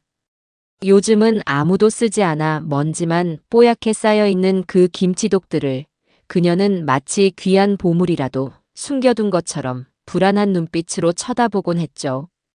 처음에는 그저 정신이 불안해서 그런가 보다 하고 넘겼지만 그 행동이 반복되자 저는 직감했습니다. 저 안에 무언가 있다. 기회는 미호가 변호사를 만나러 나간 어느 날 오후에 찾아왔습니다. 저는 박 여사에게 망을 부탁하고 곧장 뒷마당으로 향했어요. 수십 년은 좋게 되었을 낡은 김치독들은 뚜껑조차 열기 힘들 정도로 무거웠습니다. 저는 젖먹던 힘까지 다해 미호가 유독 자주 확인하던 가장 구석진 곳의 김치독 뚜껑을 열었습니다. 뚜껑을 열자 퀴퀴한 흙냄새와 함께 비닐에 꽁꽁 쌓인 꾸러미 하나가 모습을 드러냈습니다. 심장이 미친 듯이 뛰기 시작했어요. 저는 떨리는 손으로 꾸러미를 꺼내 조심스럽게 비닐을 풀었습니다.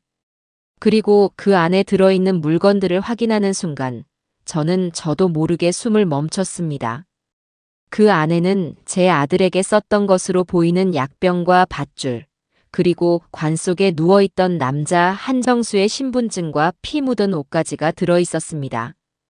그것은 그들이 저지른 끔찍한 범죄의 증거물 그 자체였어요. 서미호는 이 모든 것을 처리하지 못하고 언젠가 상황이 잠잠해지면 없애버릴 생각으로 이곳에 숨겨두었던 겁니다. 저는 당장이라도 이 증거들을 들고 경찰서로 달려가고 싶었습니다. 하지만 이성을 되찾았어요. 지금 제가 이 증거들을 들고 나타나면 미호는 제가 훔쳤다고 주장하거나 혹은 제가 이 모든 것을 꾸몄다고 뒤집어 씌울 것이 분명했습니다. 증거의 신빙성을 확보하고 그녀를 완벽하게 무너뜨리기 위해서는 경찰이 직접 이 장소에서 이 증거들을 발견하게 만들어야 했습니다. 저는 품속에 있던 휴대폰을 꺼내 김치독 안에 있는 증거물들을 여러 각도에서 상세하게 촬영했습니다.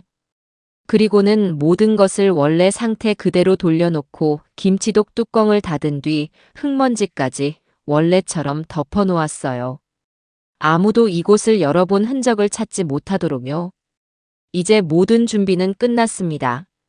남은 것은 단 하나 결정적인 순간을 만드는 것이었죠. 그리고 그 순간은 생각보다 빨리 찾아왔습니다. 다음 날 아침, 미호가 아침 식사 자리에서 상기된 얼굴로 제게 말했어요. 어머님, 드디어 보험금을 받게 되었어요. 오늘 오후에 보험사에 가서 서류 처리만 하면 된대요. 그녀의 목소리에는 억누를 수 없는 기쁨과 흥분이 담겨 있었습니다. 그 수십억 원의 돈이 이제 곧 자기 손에 들어온다고 생각하니 저라는 존재는 이미 안중에도 없는 듯 했어요. 저는 속으로 쾌재를 불렀습니다. 바로 오늘이 그날이었어요. 저는 미호가 화장을 하고 외출 준비를 하는 동안 몰래 차고로 내려갔습니다. 그리고는 미리 준비해둔 작지만 뾰족한 송곳을 이용해 그녀의 차 뒷바퀴 타이어의 가장 깊숙한 곳을 찔렀습니다. 치익 하는 소리와 함께 타이어의 바람이 아주 천천히 거의 눈치챌 수 없을 정도로 미세하게 빠져나가기 시작했어요. 당장 주행하는 데에는 문제가 없겠지만 보험사까지 가는 도중에 분명히 문제가 생길 겁니다. 경찰이 그녀의 집을 급습할 시간을 벌어주기 위한 저의 마지막 장치였죠. 모든 준비를 마친 저는 아들에게 마지막 문자를 보냈습니다. 오늘 오후 3시. 모든 것을 끝낼 시간이다. 경찰에 알려라. 서미호의 집 뒤뜰 가장 구석진 김치독 안에 모든 증거가 잠들어 있다고. 문자를 보낸 뒤 저는 거실 소파에 앉아 아무것도 모르는 척 뜨개질을 시작했습니다. 밖에서는 미호가 콧노래를 부르며 차에 시동을 거는 소리가 들려왔어요. 저는 조용히 눈을 감고 곧 불어닥칠 폭풍을 기다렸습니다. 오후 2시 30분. 서미호는 완벽하게 차려입고 집을 나섰습니다. 아마 그녀의 인생에서 가장 행복한 순간이었을 겁니다. 수십억 원의 돈을 손에 쥐기 바로 직전이었으니까요. 그녀가 현관문을 나서며 저를 힐끗 쳐다보는 그 눈빛에는 이제 당신 볼 일도 끝이야라는 듯한 경멸과 조소가 담겨 있었습니다. 저는 아무 말 없이 고개만 숙였죠. 그것이 그녀가 보는 저의 마지막 모습이었습니다. 저는 미호가 떠나자마자 곧바로 박 여사에게 전화를 걸었습니다. 영희야, 이제 시작이야. 제 말에 박 여사는 알겠다. 나도 지금 경찰서 근처에 와 있다. 모든 상황을 지켜보고 알려주마. 하고 비장하게 대답했어요. 저는 전화기를 내려놓고 창밖을 내다보았습니다. 파란 가을 하늘이 유독 눈부시게 느껴지는 오후였어요.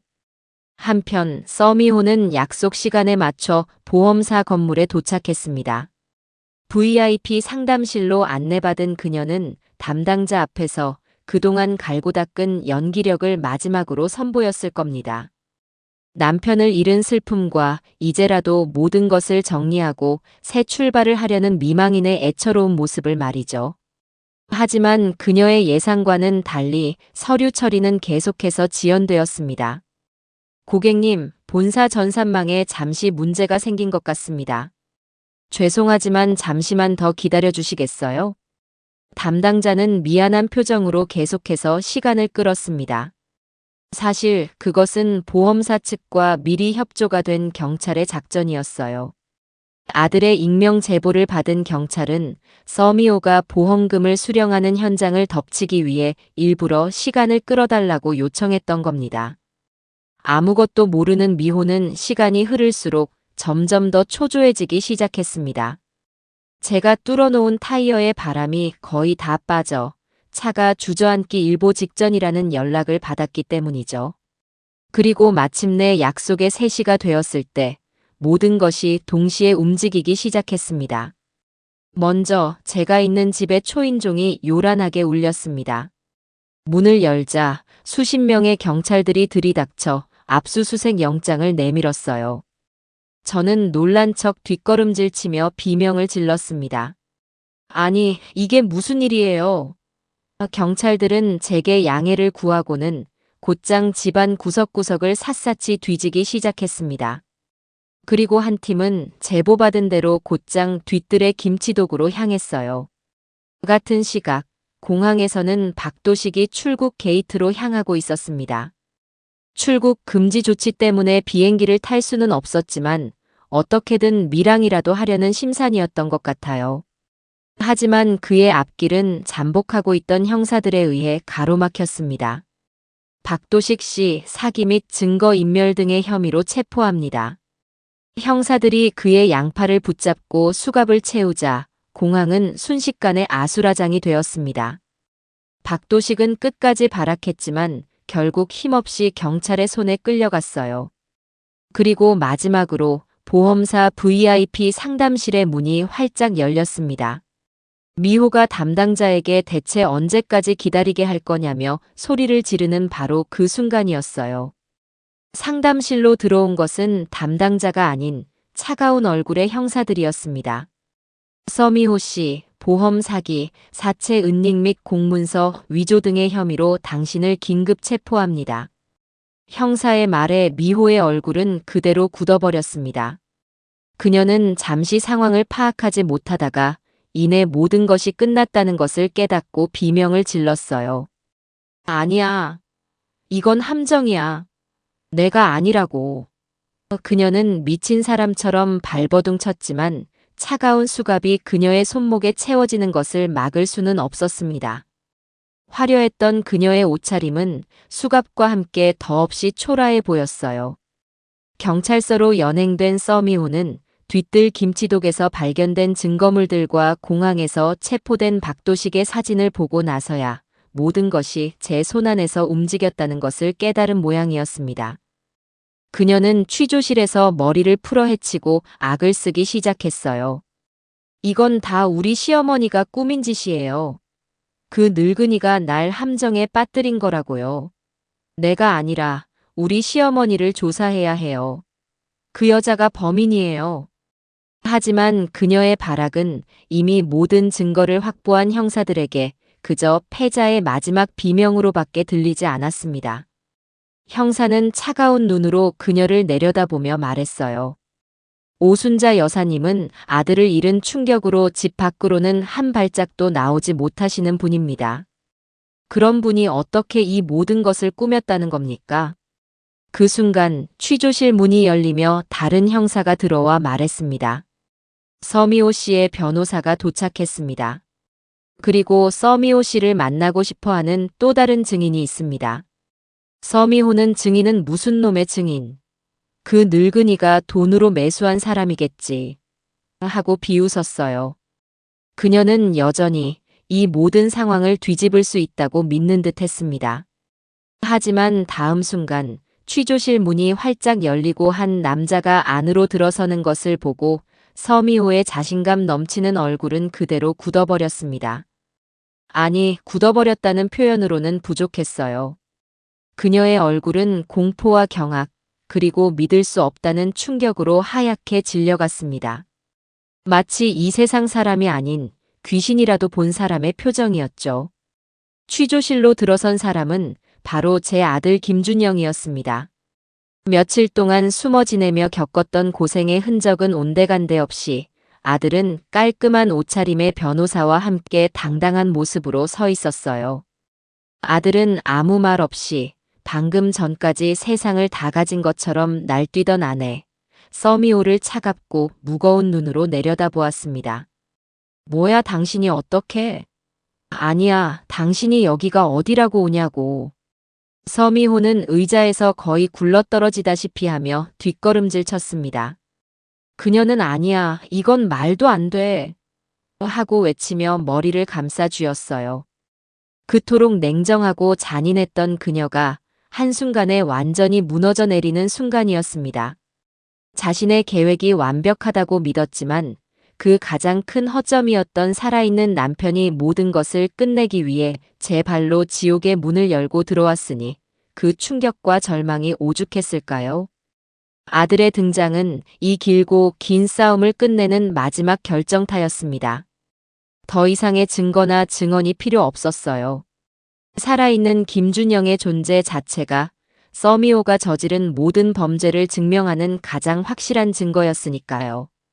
서미호 씨, 이제 더 이상 변명은 통하지 않을 것 같습니다. 형사는 차갑게 말하며 완전히 이성을 잃고 발작하는 서미호를 제압하라고 지시했습니다.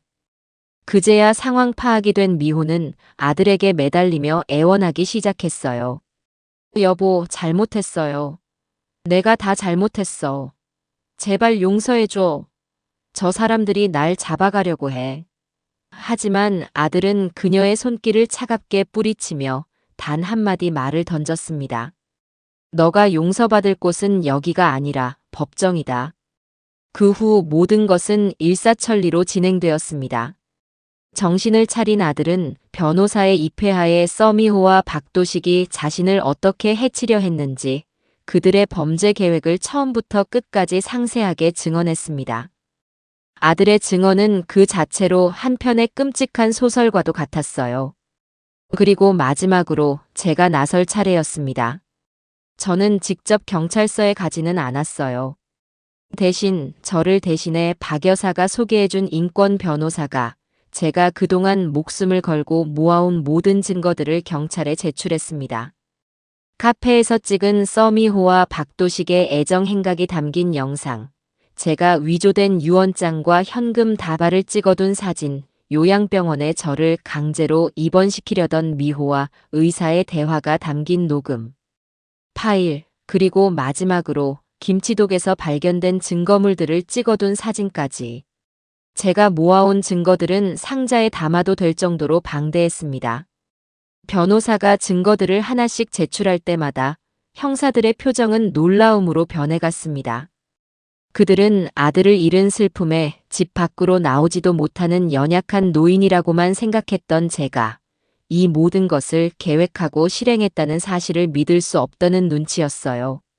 모든 증거 제출이 끝나고 변호사는 제 말을 대신 전했습니다. 오순자 여사님께서는 이 모든 것이 아들을 지키기 위한 어미의 마음이었을 뿐이라고 전하셨습니다.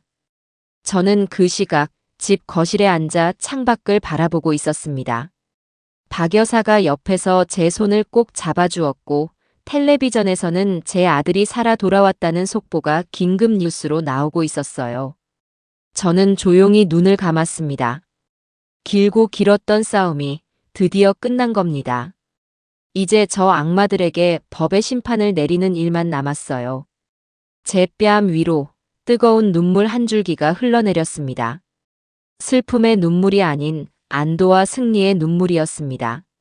제 아들 준영이가 살아 돌아온 그날은 서미호와 박도식에게 내려진 사실상의 사형 선고나 다름없었습니다. 그들이 공들여 쌓아 올렸던 거짓말과 위선으로 가득 찬 성벽은 살아있는 진실이라는 거대한 해일 앞에 속수무책으로 무너져 내렸어요. 그 후 며칠 동안 저는 박 여사와 함께 집 거실에 앉아 텔레비전 화면을 통해 그들의 마지막 발악을 지켜보았습니다. 마치 한 편의 저질 막장 드라마를 보는 듯한 기분이었죠. 경찰 조사는 완전히 새로운 국면으로 접어들었습니다. 이전까지만 해도 뻔뻔한 연기력으로 모든 혐의를 부인하며 저를 정신 나간 노인네로 몰아가던 서미호였지만 두 눈 시퍼렇게 뜨고 살아있는 남편의 등장 앞에서는 더 이상 어떤 변명도 어떤 거짓 눈물도 통하지 않았습니다. 도간에 든 쥐처럼 완벽하게 궁지에 몰린 그녀가 선택한 마지막 탈출구는 바로 한때 사랑을 속삭였던 공범 박도식의 등을 물어뜯는 것이었어요. 취조실 안 서미호는 머리를 풀어헤친 채 눈물 콧물을 쏟아내며 자신이 얼마나 연약하고 순진한 피해자였는지를 열변했습니다. 저는 정말 아무것도 몰랐어요. 저 악마 같은 박도식, 그 사람에게 처음부터 끝까지 속았을 뿐이라고요. 그 사람이 제 남편 사업에 거액을 투자하겠다며 의도적으로 접근했고 남편이 없을 때마다 저를 외롭게 파고들며 유혹했어요. 남편만 없으면 우리가 행복할 수 있다고 그 무섭고 끔찍한 계획을 제안한 것도 전부 다 그 사람이 먼저였어요. 저는 그저 외로움에 그리고 사랑에 눈이 멀어 그가 파놓은 함정에 빠졌던 것뿐이에요. 저는 피해자라고요. 그녀의 연기는 너무나도 실감나서 형사들조차 잠시 혀를 내두를 정도였습니다. 하지만 그녀의 그 애절한 호소는 바로 옆 취조실에서 모든 것을 듣고 있던 박도식의 비웃음으로 인해 산산조각이 났습니다. 박도식 역시 살아남기 위해 서미호라는 여자의 실체가 얼마나 끔찍하고 탐욕스러운지에 대해 모든 것을 낱낱이 불기 시작했으니까요. 피해자? 저 여자가 피해자라고요? 지나가던 개가 웃을 일입니다. 형사님들, 저 여자의 눈물에 절대 속지 마십시오. 저한테 먼저 접근해서 능력 없는 남편 때문에 사는 게 지옥 같다고 신세 한탄을 늘어놓은 게 바로 서미호입니다. 남편 앞으로 들어놓은 생명보험이 수십억이라고 그 돈만 있으면 우리 둘이서 파라다이스 같은 곳에 가서 평생 왕처럼 살 수 있다고 저를 꼬드긴 게 바로 저 여자라고요. 저는 그저 그 여자의 아름다운 외모와 교묘한 말솜씨에 잠시 홀렸던 죄밖에 없습니다. 모든 계획은 서미호 머리에서 나왔고 저는 그저 그 여자가 시키는 대로 움직인 꼭두각시였을 뿐입니다. 불과 얼마 전까지만 해도 자기야, 여보야 하며 영원한 사랑을 약속했던 두 남녀는 이제 서로를 잡아먹지 못해 안달이 난 독사처럼 서로의 목을 향해 동리를 드러냈습니다. 그들이 그토록 갈망했던 돈이라는 신기루 앞에서 그들의 사랑은 너무나도 쉽게 배신과 증오로 변질되었어요. 형사들은 굳이 그들을 다그칠 필요도 없었습니다. 그저 가만히 앉아 그들이 서로의 죄를 얼마나 더 상세하고 구체적으로 폭로하는지 지켜보기만 하면 될 뿐이었죠. 그리고 마침내 그들의 추악한 진실 공방에 마침표를 찍을 결정적인 증거들이 세상에 공개되었습니다. 박 여사의 조카가 완벽하게 복구해낸 대포폰의 수천 개의 문자 메시지. 그 안에는 그들이 처음 만나 서로를 유혹하던 음탕한 대화부터 제 아들을 없애기 위한 범죄를 모의하는 소름 끼치는 과정, 그리고 일이 틀어졌을 때 무고한 한정수라는 남자를 대신 희생시키기로 작당하는 대화까지 그들의 모든 범죄 행각이 날짜와 시간, 심지어는 이모티콘 하나까지 고스란히 기록되어 있었습니다. 자기야, 이 사람은 오늘도 회사 일 때문에 늦는데. 보고 싶어 죽겠다. 조금만 참아. 그 자식 앞으로 들어놓은 보험금만 타면 우리 인생은 활짝 피는 거야. 그때까진 순진한 아내인 척 완벽하게 연기하라고. 근데 그 자식 눈치가 좀 빠른 것 같아서 불안해. 만약에 일이 잘못되면 어떡하지? 걱정 마. 플랜 B가 있잖아. 우리한테 빚독촉하는 그 한정수라는 놈. 어차피 가족도 없는 놈이니 그 놈을 대신 처리하면 돼. 쓰레기 청소도 하고 돈도 벌고. 일석이조 아니야? 이 메시지들이 공개되자 서미호와 박도식은 더 이상 아무 말도 하지 못했습니다.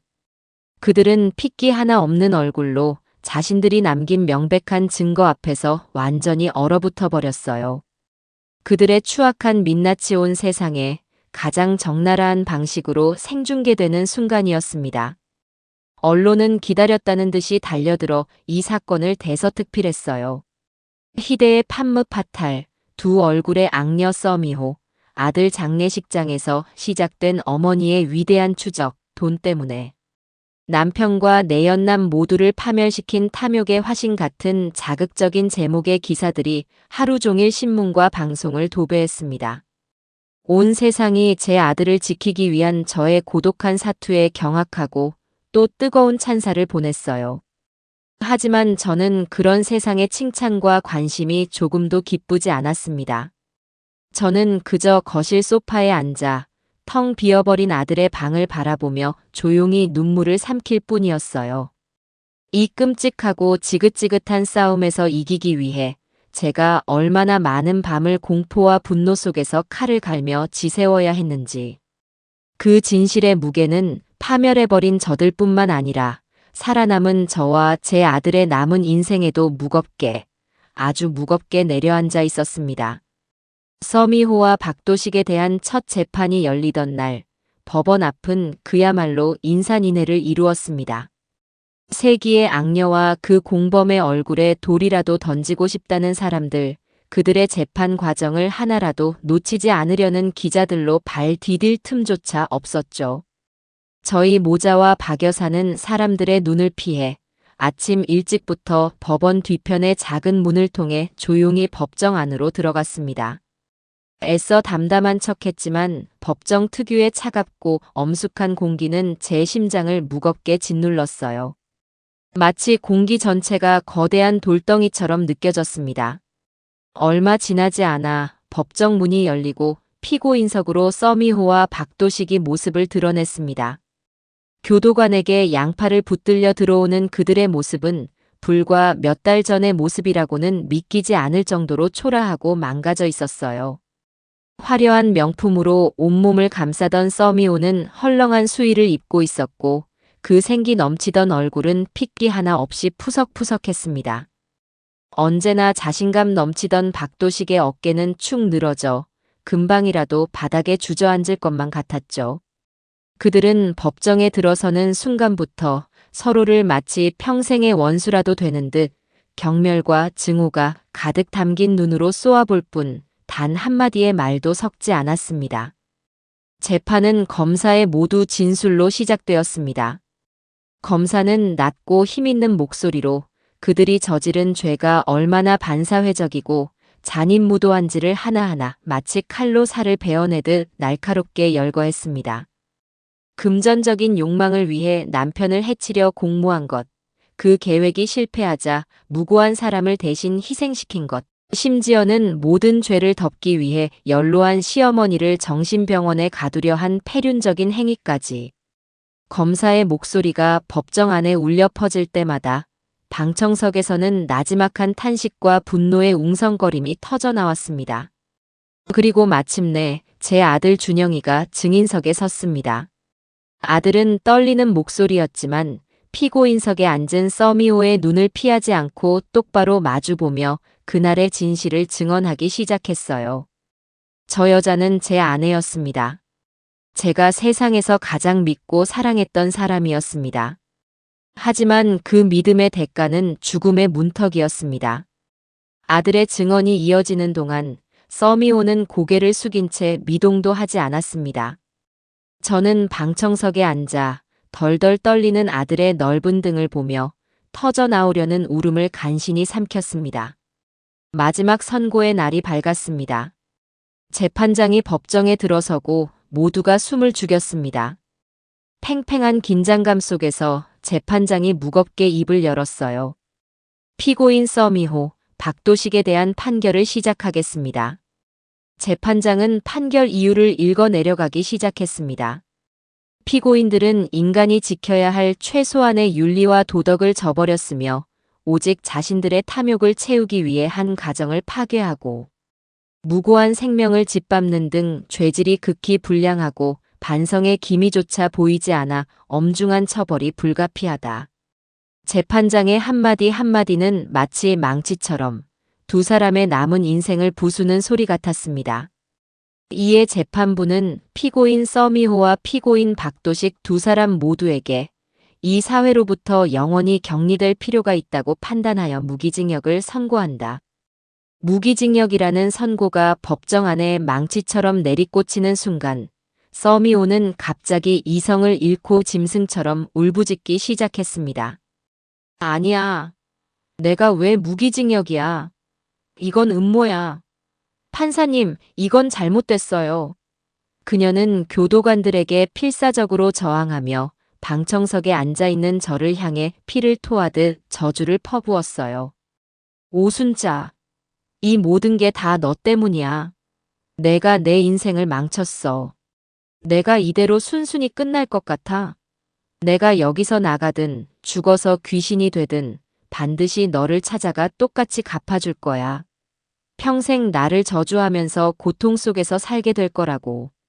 그녀의 끔찍하고 처절한 악담이 법정 안을 가득 채웠지만 저는 아무런 표정 변화 없이 그저 덤덤하게 그녀의 마지막 발악을 지켜볼 뿐이었습니다.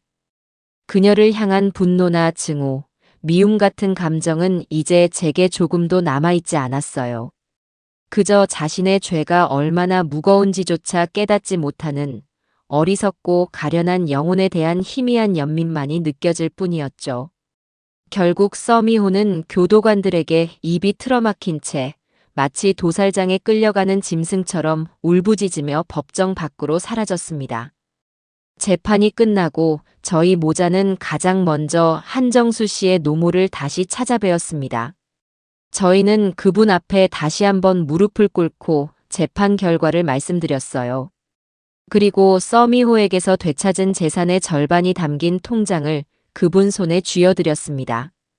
어머님, 이 돈으로 아드님의 목숨값을 대신할 수는 없겠지만 부디 남은 여생이라도 아무 걱정 없이 편안하게 지내셨으면 좋겠습니다. 저희가 평생 속죄하는 마음으로 찾아뵙겠습니다.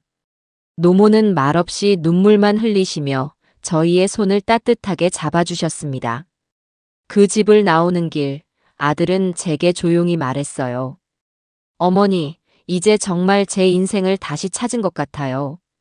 법의 심판은 끝났지만 저희 모자의 진짜 새로운 삶은 바로 그 속죄의 길 위에서 이제 막 시작되고 있었습니다.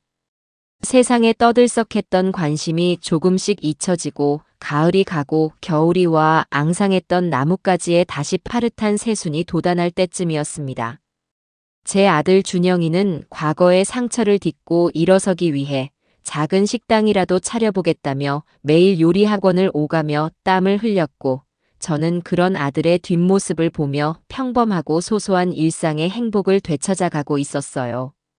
제 기억 속에서 서미호라는 이름은 이제 끔찍했지만 지나가 버린 과거의 한 페이지로 희미하게 바래져가고 있었습니다.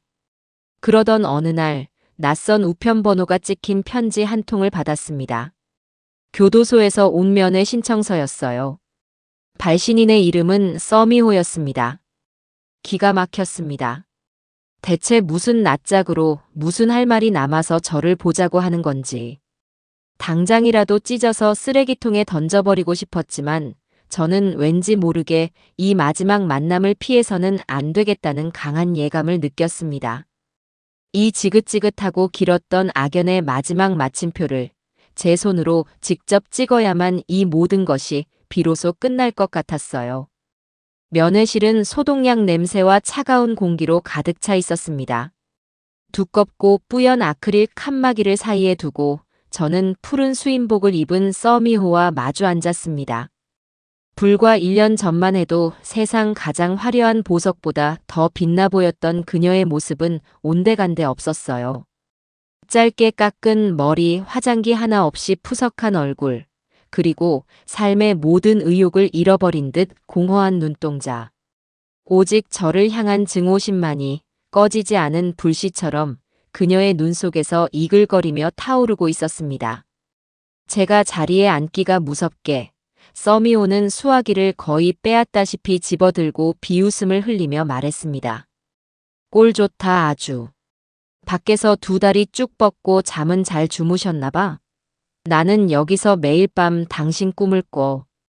당신을 내 손으로 갈기갈기 찢어 죽이는 꿈. 당신 때문에 내 인생이, 내 청춘이 여기서 썩고 있는데 당신은 행복하면 안 되지. 안 그래? 저는 아무 말 없이 그저 조용히 그녀의 얼굴을 바라보았습니다. 그녀가 쏟아내는 저주 섞인 말들은 이제 제 마음에 아주 작은 상처나 파문조차 만들어내지 못했어요. 마치 먼 나라에 알아들을 수 없는 외국어처럼 그저 의미 없는 소음으로만 들릴 뿐이었습니다. 제 침묵이 그녀의 자존심을 더 상하게 한 것일까요? 서미호는 더욱 악에 받친 목소리로 소리치기 시작했습니다. 내가 이겼다고 생각하지? 천만에. 웃기지 마. 나는 여기서 평생, 죽는 날까지 당신을 저주하면서 살 거야. 당신 아들 김준영도 평생 죄책감에 시달리면서 살게 되겠지. 자기가 사랑했던 아내가 살인마라는 꼬리표를 달고 평생 남들의 손가락질을 받으면서 결국 당신들 인생도 내 손에 똑같이 망가진 거야. 그러니까 이건 무승부라고. 알겠어? 그녀는 자신이 얼마나 불행한지, 그리고 그 모든 것이 얼마나 부당하고 저의 탓인지를 한참 동안이나 쉬지 않고 떠들어댔습니다. 분노했다가 애원했다가 다시 저주를 퍼붓는 그녀의 모습은 마치 실성한 사람 같았어요. 저는 그저 가만히 그녀의 마지막 독백이 끝나기만을 기다려 주었습니다. 그녀의 모든 분노가 소진되어 헐떡이는 숨을 몰아쉬며 저를 노려볼 때쯤 저는 처음으로 그리고 마지막으로 제 앞에 수화기를 들었습니다. 그녀의 공허하고 증오로 가득 찬 눈을 똑바로 쳐다보며 저는 아주 조용하고 나지막하지만 그 어떤 소리보다도 단단하고 명료한 목소리로 말했어요. 내가 나를 너무 얕보았더구나. 제 예상치 못한 한마디에 서미호의 얼굴이 순간 굳어졌습니다. 저는 말을 이었습니다. 자식 일에 눈이 뒤집히는 어미의 힘을 말이다. 그 말을 끝으로 저는 아무런 미련 없이 수화기를 제자리에 내려놓았습니다. 그리고 자리에서 일어나 뒤를 돌아섰어요. 더 이상 그녀와 나눌 이야기는 이 세상에 존재하지 않았습니다. 제 할 말은 그것으로 충분하고도 넘쳤어요. 야, 오순자. 거기 서지 못해. 내 말 아직 안 끝났어. 이리 와. 야. 등 뒤에서 저를 부르는 서미호의 절규 섞인 고함이 면회실의 차가운 벽을 때리며 울려 퍼졌습니다. 저는 단 한 번도 뒤를 돌아보지 않았습니다. 유리창 너머로 그녀가 미친 사람처럼 울부짖으며 아크릴 벽을 미친 듯이 주먹으로 치는 모습이 희미하게 보였어요. 분노와 저주로 시작되었던 그녀의 외침은 이내 자신의 완벽한 패배를 인정하는 절망의 울부짖음으로 그리고 마침내 아무 소리도 내지 못하는 처절한 통곡으로 변해가고 있었습니다. 하지만 그 어떤 소리도 더 이상 제게는 닿지 않았어요. 교도소의 육중하고 차가운 철문을 열고 밖으로 나오자 눈부시게 따스한 햇살이 제 얼굴 위로 폭포수처럼 쏟아졌습니다. 저는 오랫동안 참아왔던 숨을 아주 길고 깊게 내쉬었어요. 지긋지긋했던 악연과 복수의 마지막 페이지가 드디어 넘어가는 순간이었습니다. 그것이 바로 저의 가장 완벽하고도 완전한 복수였습니다. 서미호와의 마지막 면회가 있고 나서 꼭 1년이라는 시간이 흘렀습니다. 그동안 저희 모자의 삶에는 참으로 많은 변화가 있었어요. 아들 준영이는 과거의 아픔과 상처를 딛고 일어서기 위해 밤낮으로 노력한 끝에 동네의 한적한 골목 어귀에 아주 작은 백반집 하나를 차렸습니다. 가게 이름을 무엇으로 할까 한참을 고민하던 아들은 며칠 뒤 쑥스러운 얼굴로 제게 말하더군요. 어머니, 가게 이름은 순잔의 밥상으로 하고 싶어요. 어머니의 이름이 이제는 제게 가장 큰 자랑이고 자부심이니까요. 가게는 낡은 상가를 개조한 터라 작고 소박했지만 저희 모자의 땀과 눈물, 그리고 정성으로 가득 채워진 세상에서 가장 소중한 공간이었습니다. 아들은 이른 새벽부터 시장에 나가 가장 신선한 재료들을 직접 골라왔고 하루 종일 주방에서 땀을 뻘뻘 흘리며 정성껏 음식을 만들었어요. 저는 홀에 나가 손님들을 맞이하고 설거지를 하고 가게 구석구석을 쓸고 닦았습니다. 어서 오세요. 맛있게 드세요. 안녕히 가세요. 같은 평범하고 소박한 인사말을 건네는 그 하루하루가 제게는 마치 기적처럼 소중하고 감사하게 느껴졌습니다. 개업 소식을 듣고 가장 먼저 마치 자기 가게 일처럼 한달음에 달려와 준 것은 역시나 박 여사였습니다. 그녀는 시장의 장사꾼 친구들을 모두 이끌고 와서 가게가 떠나가라 음식을 팔아주고는 두둑한 현금이 담긴 봉투를 제 손에 쥐어주며 말했어요. 순자야, 이게 바로 우리 시장 상인들의 의리라는 거다. 내 손맛은 내가 보증하니까 앞으로 돈 세다 잠들 일만 남았다. 하며 호탕하게 웃는 친구의 모습에 저는 오랜만에 아이처럼 소리내어 웃을 수 있었습니다. 박 여사는 저희가 가장 어둡고 깊은 터널을 지날 때나 이렇게 가장 밝은 햇살을 마주할 때나 늘 한결같이 저희 곁을 지켜주는 든든한 버팀목이었어요. 순잔의 밥상은 거짓말처럼 금세 동네의 소문난 맛집으로 자리 잡기 시작했습니다. 저희는 돈을 많이 벌기 위해 음식을 만들지 않았어요. 그저 저희 가게를 찾아와 주시는 손님 한 분 한 분에게 마치 집에서 어머니가 차려주시는 것 같은 따뜻하고 정성스러운 밥 한 끼를 대접하고 싶다는 마음뿐이었습니다. 아들은 더 이상 과거의 악몽에 얽매여 괴로워하지 않았어요. 땀 흘려 일하는 것의 소중함과 기쁨을 온몸으로 깨닫고 하루하루를 성실하게 채워나가는 어엿한 가장이 되어 있었습니다. 고된 하루의 장사를 마치고 오늘 정말 고생 많으셨습니다. 어머니 하며 제 어깨를 주물러주는 아들의 투박한 손길을 느낄 때면 저는 세상 그 어떤 부자도 부럽지 않았습니다. 어느덧 저녁 장사가 모두 끝나고 마지막 손님까지 돌아간 늦은 밤이었어요. 아들과 저는 가게의 작은 테이블에 마주 앉아 손님상에 내고 남은 반찬들을 걸어 모아 늦은 저녁 식사를 했습니다. 된장찌개 보글보글 끓는 소리, 아들이 밥을 맛있게 먹는 소리, 창밖에서 들려오는 귀뚜라미 소리. 그 모든 평범한 소리들이 모여 완벽한 평화의 교향곡을 만들어내는 것만 같았어요. 어머니, 오늘 하루도 정말 고생 많으셨어요. 내일은 시장 가서 어머니 좋아하시는 갈치 좀 사와야겠어요. 제가 맛있게 졸여드릴게요. 아니다. 나는 괜찮다. 나는 그냥 내가 이렇게 내 옆에서 밥만 잘 먹어줘도 이 어미는 세상에서 제일 배부르고 행복하다. 저희는 서로를 마주보며 희미하게 미소 지었습니다. 더 이상 저희의 대화에는 과거의 어두운 그림자가 없었어요. 오직 오늘 하루의 소소한 감사와 내일에 대한 소박한 기대만이 존재할 뿐이었습니다. 저는 더 이상 아들의 안위를 걱정하며 밤잠을 설치는 나약한 늙은 어머니가 아니었어요. 제 인생의 당당한 주인이 되어 제 아들과 함께 씩씩하게 오늘을 살아가는 순잔의 밥상의 자랑스러운 주인이었습니다. 따뜻한 밥을 한술 크게 뜨며 저는 가게의 작은 창밖을 내다보았어요. 어두운 밤의 골목을 환하게 비추고 있는 순잔의 밥상이라는 작은 간판의 불빛이 세상 그 어떤 화려한 네온 사인보다도 더 따뜻하고 평화롭게 느껴졌어요. 길고 길었던 폭풍우가 완전히 지나가고 모든 것이 드디어 제자리를 찾은 겁니다. 저는 비로소 제 인생의 가장 완벽하고 눈부신 평온을 되찾았습니다.